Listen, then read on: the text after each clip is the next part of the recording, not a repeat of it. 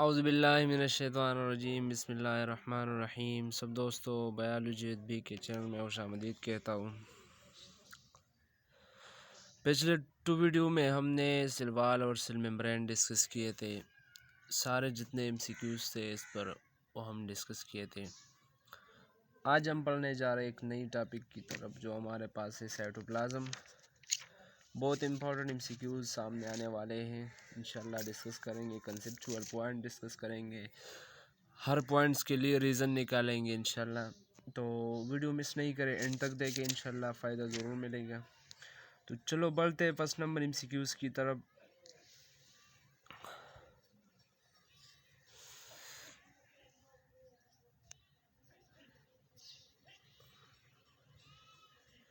Which component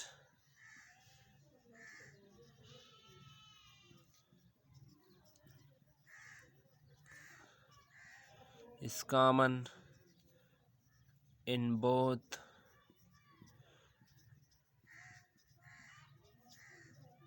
eukaryotic and prokaryotic cell। कौन सा structure इसमें ऐसा है जो यूकैरियोटिक और प्रोकैरियोटिक सेल में कॉमन है? तो ऑप्शन ए पे हमारे पास है सेल वॉल। चलो ऑप्शन ए का एनालिसिस करते हैं। सेल वॉल प्रोकैरियोट में है, अच्छा है। यूकैरियोट में है, अच्छा। कुछ यूकैरियोटिक में है, कुछ में नहीं है। फॉर एग्जांपल एनिमल तो एक यूकैरियोटिक सेल है लेकिन सेल वॉल एब्सेंट है, तो ये तो ऑप्शन नहीं है, करेक्ट ऑप्शन नहीं है, सूटेबल नहीं है। दूसरा ऑप्शन हमारे पास है पैराक्सिसोम। अच्छा, इसका एनालिसिस करते हैं। नहीं, वो तो प्रोकैरियोटिक में नहीं है, यूकैरियोटिक में तो है, ठीक है। पैराक्साइड जो है वो वाटर और ऑक्सीजन में कन्वर्ट कर देते हैं, तो ये तो भी नहीं है। ऑप्शन सी हमारे पास है न्यूक्लियर मेम्ब्रेन। अच्छा, यूकैरियोटिक और प्रोकैरियोटिक में तो डिफरेंस भी न्यूक्लियर मेम्ब्रेन या स्ट्रक्चर ऑफ न्यूक्लियाई की बेस पर है, ये तो बिल्कुल नहीं है। तो ऑप्शन डी में हमारे पास नन है, तो नन ज़रूर होगा यार, हमारे पास तो और कोई ऑप्शन है नहीं, तो ऑप्शन डी हमारे पास करेक्ट है। अच्छा, एमसीक्यूज़ नंबर 2 जो बहुत प्यारा एमसीक्यूज़ है। Which part of cytoplasm is less viscous? Which part cytoplasm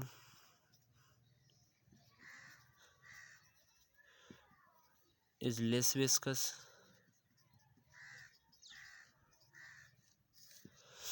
option number है लेस विस्कस। एमसीक्यूज़ का जो स्टेटमेंट है उस और से सुनीजिए। Which part of cytoplasm is less viscous, मतलब यहाँ आपको जेल सोल वगैरह मेंशन नहीं है, तो ऑप्शन नंबर ए हमारे पास है टुवर्ड्स न्यूक्लियस या toward nuclear membrane.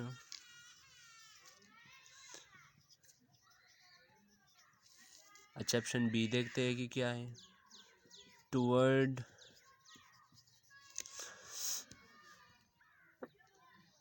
Cell membrane.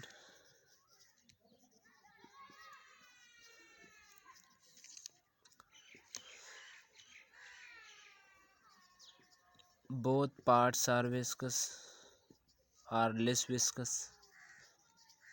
क्या ये ऑप्शन है कि बोथ पार्ट साइटोप्लाज्म का जो है वो मतलब लेस विस्कस है, या मतलब इनमें से कोई नहीं है, नन ऑफ दीज। चलो, which part of cytoplasm is less viscous?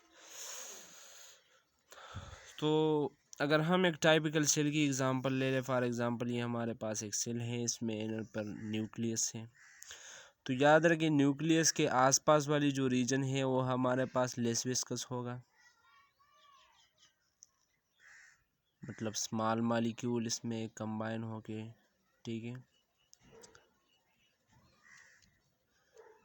इसके बाहर वाली जो पोर्शन है मतलब टुवर्ड सेल मेम्ब्रेन, ये हमारे पास क्या होगा, ये मोर विस्कस होगा। ये वाला पार्टिकल ये मैसिव होगा, ये लाइटर होगा, इसको हम कहते हैं जेल है ना, इसको हम कहते हैं सोल। ठीक है, तो हमारे पास कौन सा लेस विस्कस होगा? लेस विस्कस तो हमारे पास ये है सोल, तो ऑप्शन नंबर ए करेक्ट है, मतलब टुवर्ड न्यूक्लियर मेम्ब्रेन। अच्छा, इसका रीज़न किसी को आता है? अगर किसी को आता है तो कमेंट सेक्शन में लिख कीजिए। रीज़न बहुत प्यारा है। रीज़न ये है कि हम फिज़िक्स में टर्मिनोलॉजी पढ़ते हैं जिसे हम कहते हैं मोमेंट ऑफ इनर्शिया, और हम ये भी जानते हैं कि सेल मुसलसल मोशन शो करता है, मतलब इसमें साइक्लोसिस होता है, जिसे हम साइक्लोसिस, साइटोप्लाज्मिक स्ट्रीमिंग जिसे हम कहते हैं। तो इस मोशन की वजह से हम जब लिक्विड मूव कर देते हैं एक सर्कुलर पाथ में, तो हम देखते हैं कि इसमें जो मैसिव चीज़ें होती है, जिसकी मास ज़्यादा होती है, इसकी मोमेंट ऑफ इनर्शिया ज़्यादा होती है, वो साइड पे जाती है, मतलब लार्जर रेडियस में और रोटेशन शो कर देती है। तो हमारे पास इसलिए जो मैसिव ऑब्जेक्ट है वो, मतलब जेल वाली जो पार्ट है साइटोप्लाज्म की, वो किस तरफ है? टुवर्ड टुवर्ड सेल मेम्ब्रेन है, और जो सोल पार्ट है वो किस तरफ है? Toward nuclear membrane. बात समझ में आई? बहुत इंपॉर्टेंट एमसीक्यूज़ है। अच्छा, एमसीक्यूज़ इस तरह भी आ सकता है, जेल इज टुवर्ड, तो आपने याद रखना कि gel is toward nuclear membrane नहीं, cell membrane. Sol is toward, तो न्यूक्लियर मेम्ब्रेन। तो इस तरह भी एमसीक्यूज़ आ सकता है। तो ये हमारे पास थी एमसीक्यू नंबर 2, जिसमें हमारे पास ऑप्शन नंबर ए करेक्ट है। अच्छा, एमसीक्यूज़ नंबर 3 क्या है? The moment of cytoplasm is due to, the moment of cytoplasm is due to,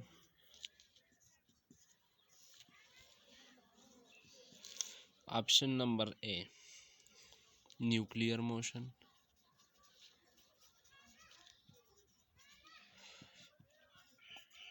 तो अगर हम ऑप्शन ए की एनालिसिस करें, न्यूक्लियस तो मोशन शो ही नहीं करता, तो ये ऑप्शन तो गलत है। चलो ऑप्शन बी देखते हैं कि ये क्या है। ऑप्शन बी हमारे पास है मोशन ऑफ आयंस। क्या साइटोप्लाज्म की जो मोशन है वो आयंस की वजह से? नो, ये भी गलत है। ऑप्शन सी देखते हैं, माइटोकॉन्ड्रियल मोशन।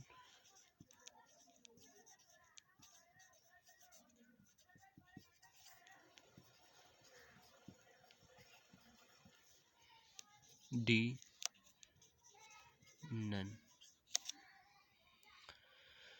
तो याद रखिए, साइटोप्लाज्म की जो मोशन है वो हमारे पास है माइटोकॉन्ड्रिया की वजह से। कैसा है माइटोकॉन्ड्रिया की वजह से? सब हम देखते हैं, ये हमारे पास एक सेल है, ये हमारे पास न्यूक्लियस है। फॉर एग्जांपल, माइटोकॉन्ड्रिया इधर है और सेल की इस साइड पर एनर्जी की ज़रूरत है। माइटोकॉन्ड्रिया तो इधर है, फॉर एग्जांपल इधर एटीपी बनेगा, एटीपी बन जाए फॉर एग्जांपल इधर, तो ये तो इधर रहेगा। एटीपी तो इतना लार्ज मॉलिक्यूल है नहीं कि इधर ट्रांसफर हो जाए, इस साइड पे यूज़ हो जाए। तो क्या होगा, इसका हल क्या होगा?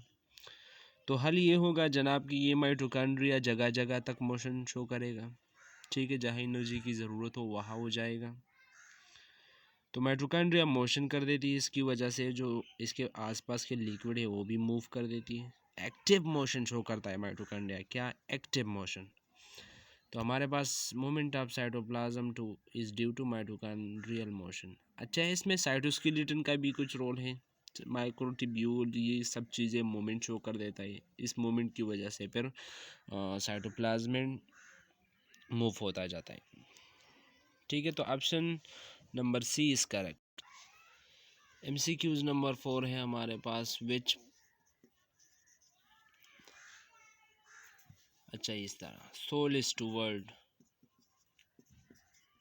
तो ये आप खुद बताएंगे कि इस पर हमने एक एमसीक्यू सॉल्व कर दिया। Sol is toward, option A nucleus, option B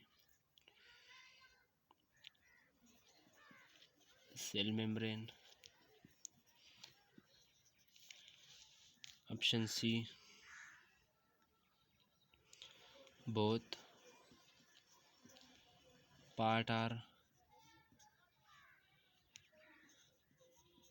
soul, D none.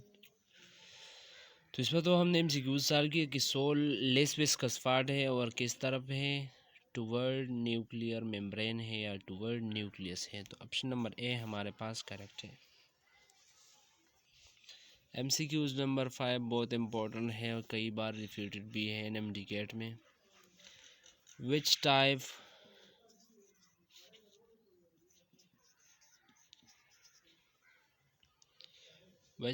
Of cyclosis take place in animal cell। तो याद रखें साइक्लोसिस के 2 टाइप्स है। फर्स्ट टाइप है रोटेशनल साइक्लोसिस और सेकंड टाइप है सर्कुलर साइक्लोसिस। ठीक है, तो ऑप्शन ए हमारे पास क्या है, रोटेशनल साइक्लोसिस है। क्या एनिमल में रोटेशनल साइक्लोसिस होते हैं?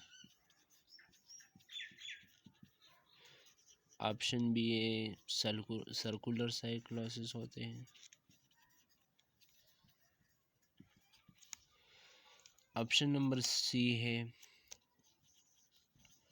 बोथ में आकर,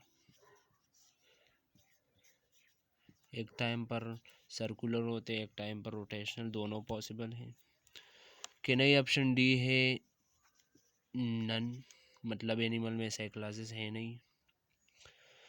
तो आंसर बी तो करेक्ट है, लेकिन रीज़न पर हम मतलब आपको देंगे कि रीज़न क्या है कि अच्छा रोटेशनल साइक्लोसिस किस तरह होता है, सर्कुलर किस तरह होता है। तो हमारे पास ये एक एनिमल सेल है, ठीक है, मतलब सेंट्रिक सेल है, मतलब न्यूक्लियस सेंटर में है। तो हम जानते हैं कि एनिमल सेल में बहुत सारे वैक्यूल पाए जाते हैं, मतलब इधर भी वैक्यूल है, इधर भी है, इधर भी है, इधर भी है, इधर भी है। तो वैक्यूल के इर्द गिर्द जो साइटोप्लाज्म है वो इस वैक्यूल से इर्द गिर्द घूमती है। ठीक है, इधर ये वैक्यूल है, इससे अपना साइटोप्लाज्म घूमती है इर्द गिर्द, इधर इस तरह, इधर इस तरह, इधर इस तरह, न्यूक्लियस से इस तरह। ठीक है, तो मल्टीपल है, मतलब एक जगह पर स्पेसिफिक साइक्लोसिस नहीं है। अगर हम प्लांट सेल की एग्जांपल दें, ये हमारे पास थी एनिमल सेल की एग्जांपल, इधर प्लांट सेल,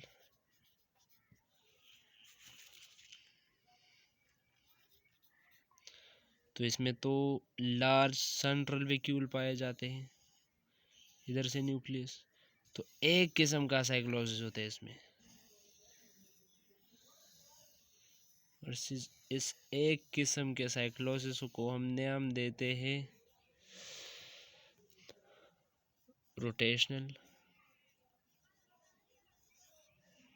रोटेशनल साइक्लोसिस। इसको हम नाम देते हैं मल्टीपल डायरेक्शनल साइक्लोसिस या सर्कुलर साइक्लोसिस।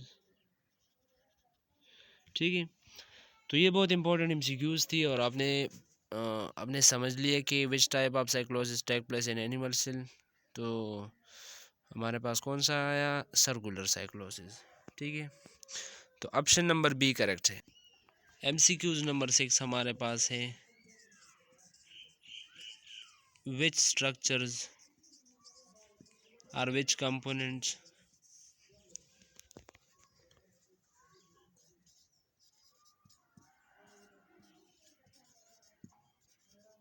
make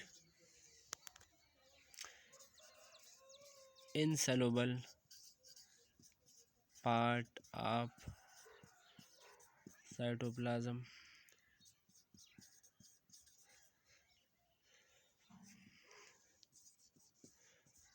क्या प्रोटीन साइटोप्लाज्म को इनसॉल्युबल बनाती है? क्या आयंस बनाती है?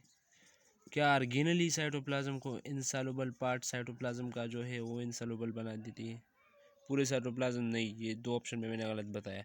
पूरे साइटोप्लाज्म नहीं, इनसॉल्युबल पार्ट ऑफ साइटोप्लाज्म। किसकी वजह से है? Option D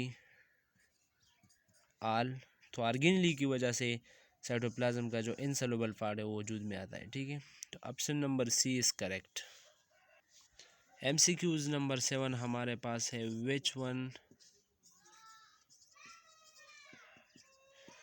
is the function of cytoplasm? Option A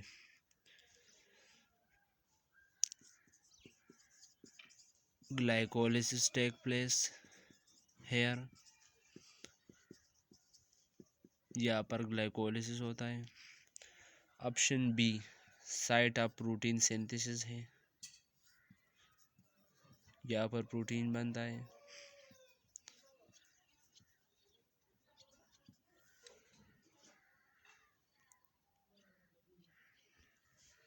option number C storage of product करता है, प्रोडक्ट को स्टोर कर देता है।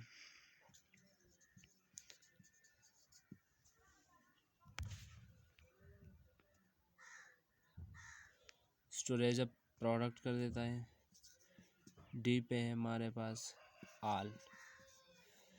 तो याद रखिए तीनों के तीनों साइटोप्लाज्म के फंक्शन है, मतलब ग्लाइकोलिसिस भी साइटोप्लाज्म में होता है, प्रोटीन सिंथेसिस भी यहाँ पर होता है, C number storage of product भी यहाँ पर होता है, और डी पे है आल।